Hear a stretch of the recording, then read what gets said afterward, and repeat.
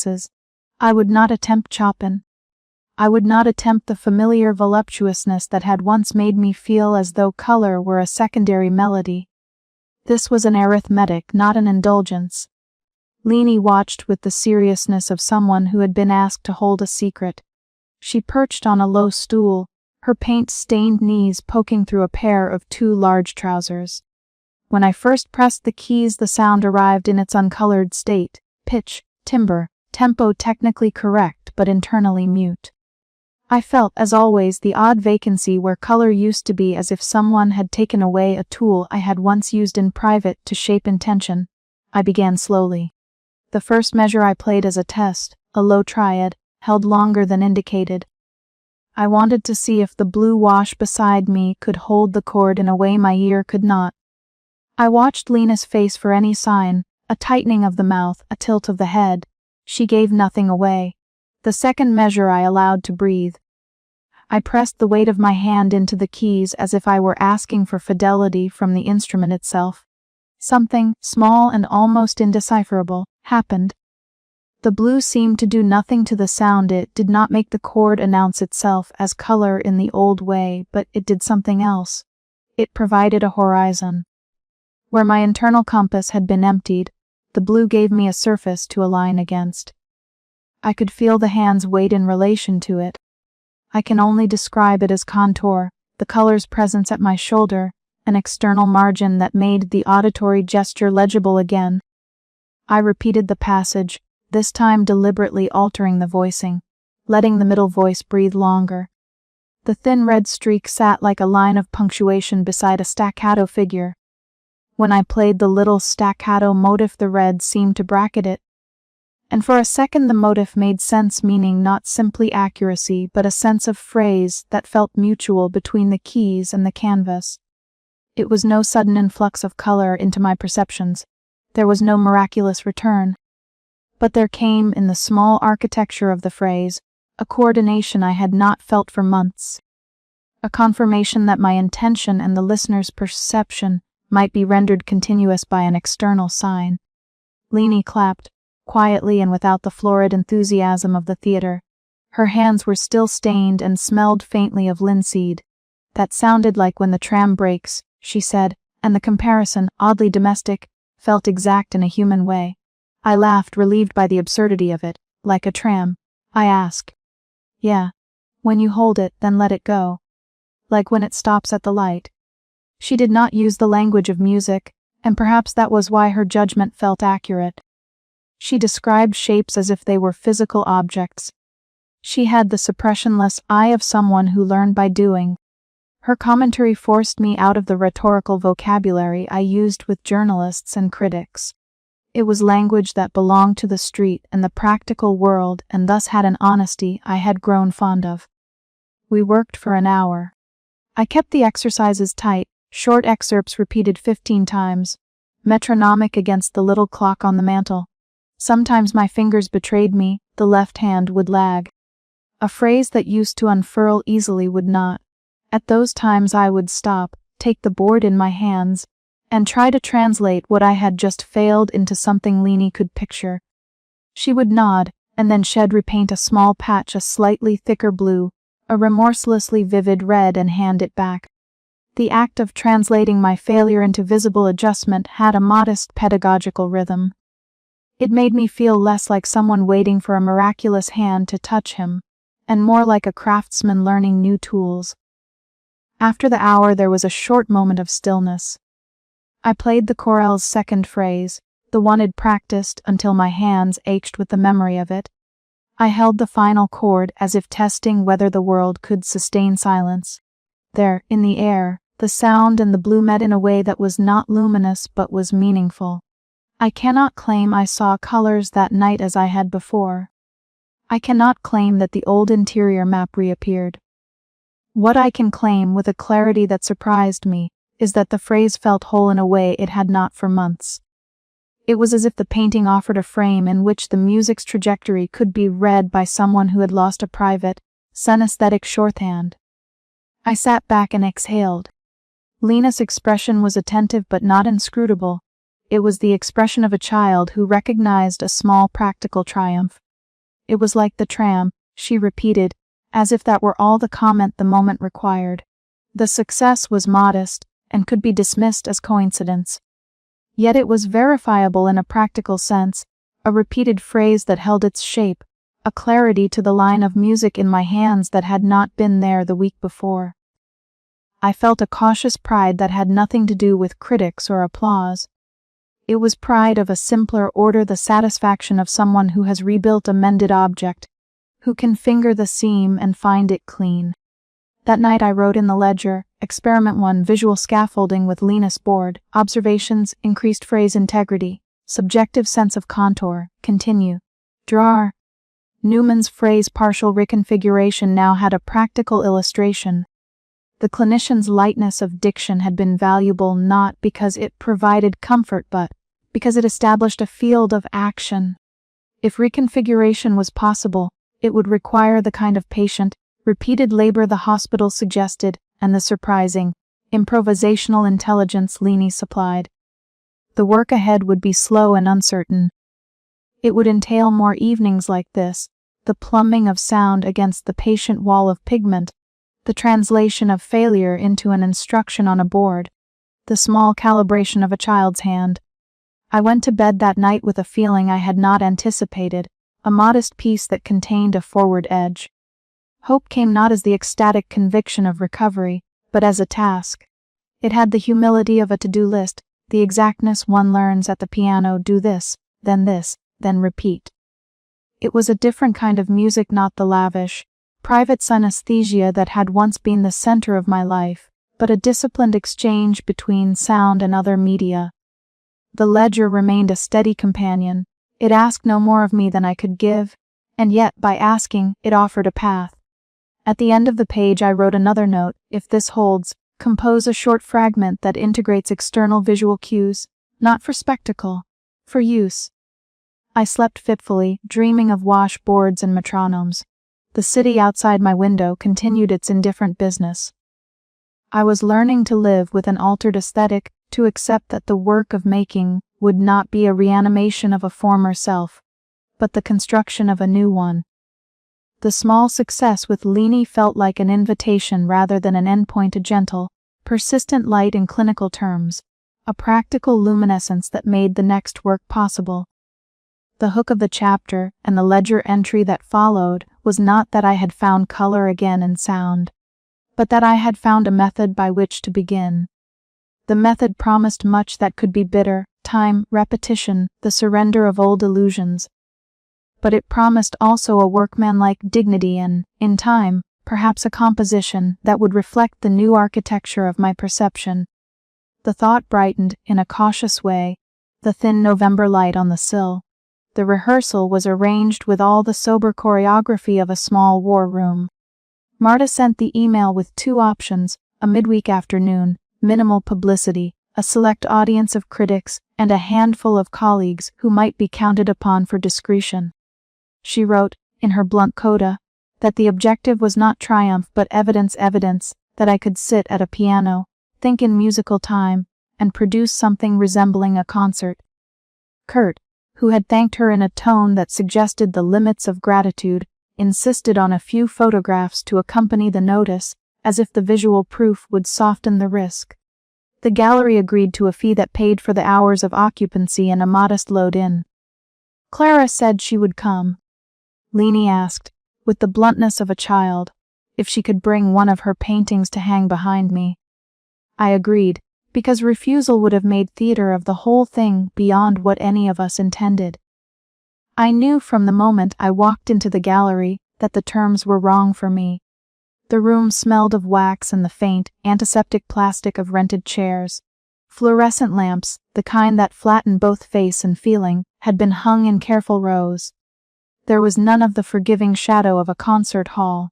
Neighbors of glass and white walls watched closely and recorded.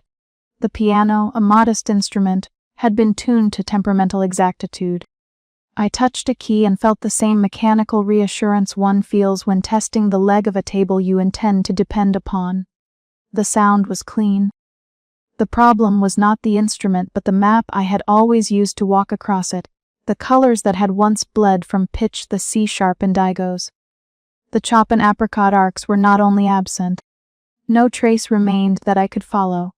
I had rehearsed in solitude for months, but rehearsal in private and rehearsal under observation are different economies. Marta arrived early, as she always had, with a small notebook and a clarity that was both brutal and necessary. She cross-checked the seating plan with a kind of private arithmetic.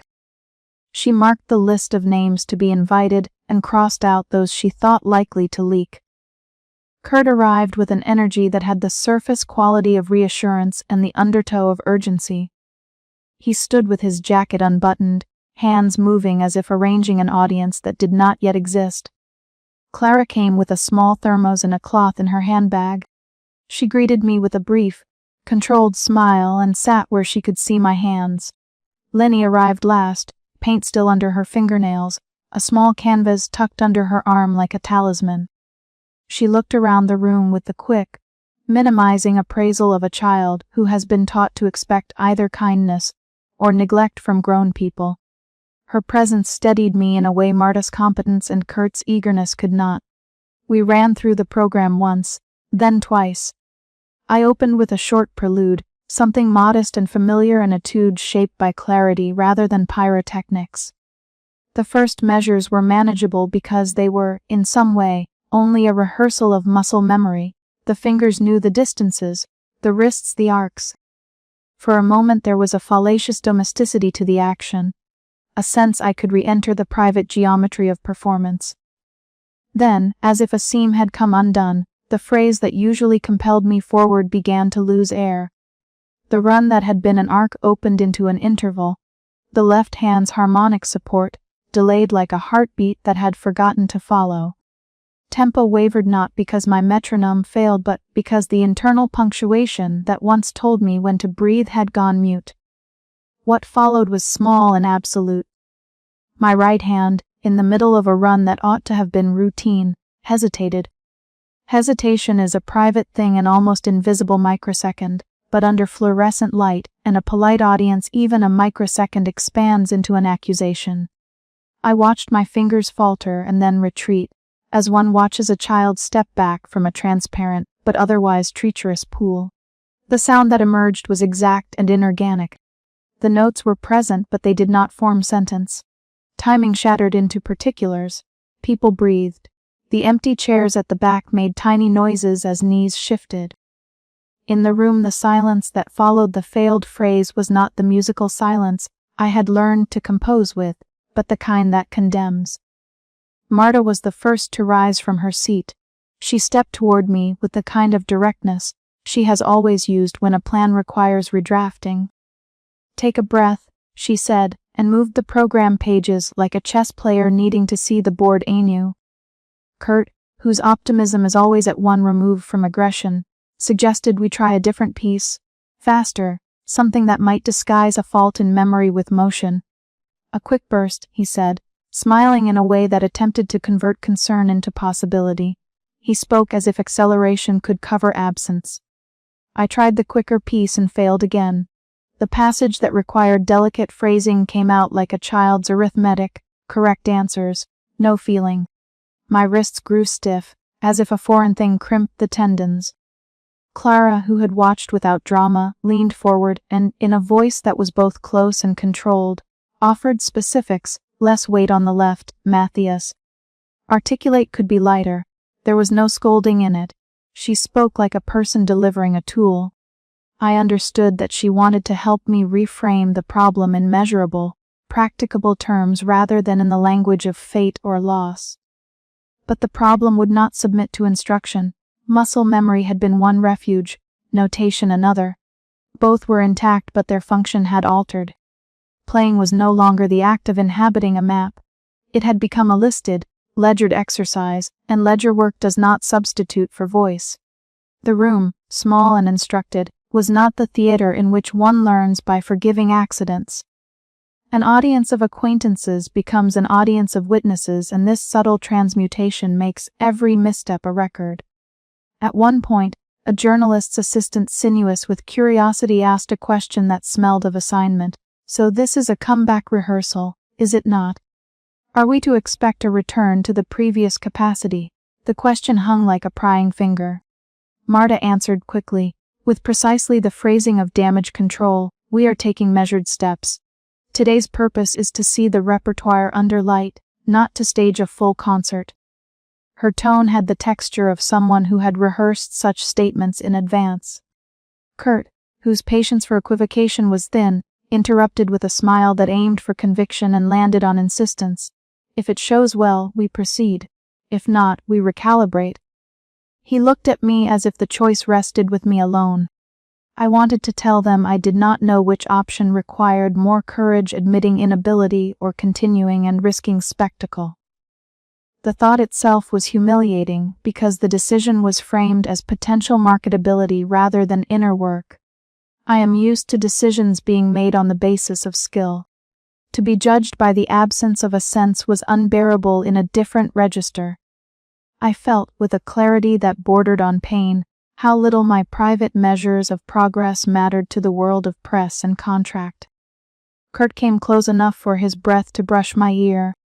"We can spin this," he said in a conspiratorial murmur, as if the failure could be recoded into a narrative of struggle that would make for sympathetic copy. People love redemptive arcs. We'll find the right frame. He had the tone of someone who sees narrative as a commodity. His optimism was gasoline on my nerves. Clara, who has always had the patience of a person who counts reputations differently, suggested modifications to the program and proposed we limit the public component, inviting fewer people, shortening the set, and perhaps presenting it as a salon rather than a rehearsal. "We owe ourselves that integrity," she said. Her suggestion was practical and, crucially, protective. It appealed to the part of me that wanted honesty more than applause. But there was also the to-be-expected friction between pragmatism and commerce. Marta argued that small gestures of exposure generate momentum. Kurt argued that momentum generates interest, which in turn creates options. The conversation pivoted on words that, though neutral-sounding momentum, exposure, framing felt to me like levers with unseen teeth. All the while, Leni sat motionless at the back, as if the theater had closed around a child's private curiosity. After the third attempt collapsed, she came forward with sudden deliberateness. She had a small canvas under her arm, the edges flecked with paint. Her steps were quick and unembarrassed, which is to say she did not move like someone stepping into a room overflowing with adult calculation. She looked at the piano, at my hands, and then at the canvas. The painting was simple, a broad wash of blue interrupted by a thin, oblique scarlet line. She gave it to me with the kind of exchange children make when they offer what they possess without reading the degrees of need in an adult's face. "For your next practice," she said. Her voice was matter-of-fact. There were no equations in the gesture, only the offering of material. I held the canvas as if it were a small, living thing. Up close I could see where she had dragged pigment with impatience, where the blue had been allowed to pool and thin. The scarlet line was decisive. The hand of a child does not, in general, tarry over indecision. In that small thing was a kind of language. The canvas was not a solution to my technical failure. It was not a prosthesis for the colors that had gone. But it carried an accusation and a kindness in the same measure. Accusation because it was simple and adjoining, and made the failure of my music visible. Kindness because a child had given me something they had made with no agenda beyond its making. After the rehearsal, people dispersed with the decisive politeness of the partially disappointed. Marta talked quickly about revisions, about shifting dates and the possibility of another run-through that would be more controlled. Kurt talked about headlines and the velocity of narratives. Clara walked with me to the door and rested her hand for a beat on my shoulder in a way that did not speak but steadied. "We will find a way," she said, and in the fragile architecture of that sentence was the patient construction of a plan rather than a promise. I took the canvas home with me. The walk was slow. The streets had the late afternoon light that makes Vienna resemble itself as though it were always arranged for memory. People moved in pairs in workaday trajectories. The city had the economy of indifference that comforts. The painting sat on my lap, and I thought of the evening as if it were a small wound, an abrasion that would stay pink if not properly dressed. The humiliation of failing in front of witnesses had an odd, slow burn. It was not dramatic, but it would not become invisible either. There was an intimacy to the failure that public spectacle tends to evaporate the small, private knowledge that something once automatic will not return simply because others expect it to. That night I tilted the lamp over the piano and ran through the pieces again. Without the pressure of an audience, the fragments remained. The parts I could execute with exactness had the hue of ledger work, precise but uninhabited. The passages that demanded a connective tissue of feeling disintegrated into correct, unconvincing notes. Lena's canvas leaned against the music stand like an uncommon clef. In its simplicity there was a compulsion. When my hands faltered, I found myself looking at the blue wash as if the color might supply a cue. It did nothing to restore the sound to the old logic. Yet its presence created a new relationship, a picture in a piano, a child's chroma, and a man's notation, arranged in a conversation I had not planned. I thought, once or twice, of the media angles Kurt had described the redemptive arc, the public's appetite for recovery dramatized. I felt an aversion not to the idea of being seen as a subject of compassion, but to the hunger in narratives that demand spectacle from private misfortune. There is a kind of commerce in what people call second acts. I did not wish to become fodder for a story that simplified the work of loss into an overnight turnaround. The rehearsal's collapse had exposed the risk of that transformation. The public wants visible progress, but progress for me is often slow, halting, somewhere between practice and a very private sense of rightness. I did not sleep well that night. When sleep came, it was thin and vagrant, threaded by small returns to the rehearsal, the particular sound of a broken phrase, the rustle of Marta's notes, the impatience in Kurt's smile. In the small hours I got up and sat at the piano and wrote nothing. I simply pressed chord after chord and listened. There was one progression that felt, for a second, like a return to shape, a low cluster that suggested an opening, then it flattened. The next time I glanced at Lena's painting, it had a gravity far greater than any decorative companion. The scarlet line across blue had become a marker for possibility rather than a map for retrieval. It posed a quiet demand: make of what you have, not what you have lost. In the days that followed, Marta called with a list of possible dates. Kurt called with a revised pitch. Felix Jern, who smelled an object of interest in any public falter, left a message that was thinly sympathetic and deeply speculative. I answered none of them immediately.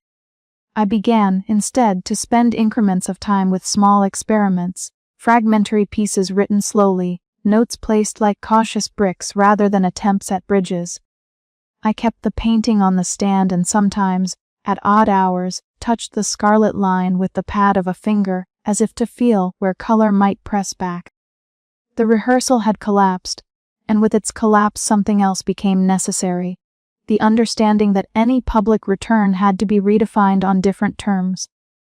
The failure was not merely of technique. It was an ethical invitation to stop allowing my work to be measured by expectations I could no longer meet.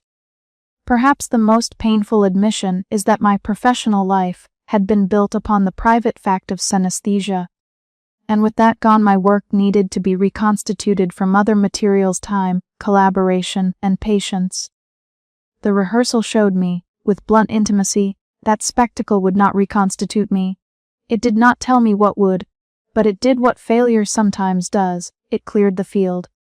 That clearing does not feel like relief so much as obligation, a small obligation, patient and exacting, the kind that a child meets with a brush and a single color wash. It was Lena's small painting, its insistent scarlet, that stayed with me as I locked up the gallery and walked away. I carried the image home the way one carries a small, inconvenient truth. The next morning, when the city had its clean light, and the baker's cart smelled of yeast, I sat at the piano and began, very slowly, to write, not to rehearse for a comeback, but to listen for a shape that might be mine now.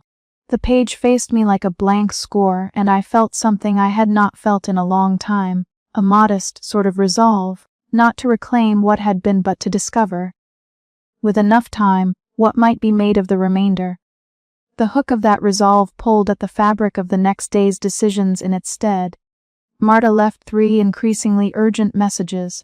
Kurt sent a single sentence in capitals suggesting a televised charity gala. Felix called twice. I answered none. Instead, I placed the small blue and scarlet canvas at the edge of the music stand and, with hands that had learned both violence and tenderness at the keyboard, began to make a beginning that would have no immediate audience. For many nights after the rehearsal, that last collapsed under the gallery's indifferent light, I sat at the piano and pretended that my fingers were no longer instruments of memory, but instruments of discovery. Pretense is a practical matter. It organizes the day. You begin by arranging the tools. You have the chair at the correct distance from the keyboard, a stack of clean manuscript paper, a pencil sharpened until the graphite makes a discreet, honest line, and then you commit to the small, repeatable acts that make composition possible. Measure, arrive, routine, place, work, begin. The early hours of this particular attempt were inefficient in the manner of grief. I would play a motif and then stop, as if expecting some fugitive color to bleed from the sound and prove the world whole again. There was nothing. The piano remained a precise machine. Its mechanical honesty was a small cruelty. I listened to the wood of the fallboard as I let it close between fragments. The silence afterwards had a density that I could measure in breaths. In that silence, 2 things kept recurring: Lena's canvases, laid against the studio wall in the market district where I first found her, and the blunt, old-world insistence of her bomb that music was always less about miraculous gifts than about the ethical work of listening and repeating. At first I worked in margins. The composition, I imagine, was not an attempt to reproduce the chromatic world that had gone out of me. It would have been absurd to pursue exact matches where neurological impression had been severed. Instead, I tried to be faithful to a smaller truth, that when I had once heard a chord as indigo, I had not been grasping at spectacle, but naming an effective architecture. The child across the room who painted without ever needing to explain herself had been rendering that architecture in pigment. If I could not trust the colors themselves, perhaps I could trust the emotional contours they implied. So I began by listening for contour. I pressed a tonic low on the left hand and let the sound bloom in the room. There was, of course, no bloom of color. The sound was as it was, a frequency, a decay, a sober factuality. What I began to hear, after many repetitions, was what I always heard when I stopped asking the senses to baptize reality and instead asked them to tell me what was there. The relationship between an attack and its echo, the way a chord's sustain made the subsequent rest feel like architecture rather than absence. I wrote down a short motif, 3 notes, small and unadorned, and repeated it until the repetition made a space in my chest that felt less like loss and more like possibility. The motif was not pretty. It had an edge to it that embarrassed me, as if I were trying to pass some small, stupefied truth for music. I kept it anyway. Lena's canvases began to enter the work not as imitation but as scaffolding. She had painted, in the neighborhood where she sat with her brushes and her uncanny attention, a series of modest panels, a wash of deep, almost bruised blue for a low register, a narrow abrupt scar of crimson for staccato attacks, a thinly glazed field of grayed apricot for lingering phrases. The paint was crude in a deliberate way. There was no academical smoothing, only economic decisions about saturation and negative space. I placed 2 of these canvases on the piano's music stand, not for decoration but for reference. I told myself I would translate the shapes into duration and interval rather than into literal pitch. Blue would mean breadth and weight. Crimson would mean attack and brevity. Apricot would be an invitation to linger. The first draft I wrote in a single, crooked afternoon. I made 3 pages of music and then, at the end, left a blank staff as if for a coda that I did not yet trust myself to write. I sealed these 3 pages in a drawer and, for several days, did not touch them. The concealment had the effect of a crucible. The music, left to its own devices, began to occupy my imagination in a different register. I heard the motif in the pauses between deliveries, in the hush of the tram outside, in the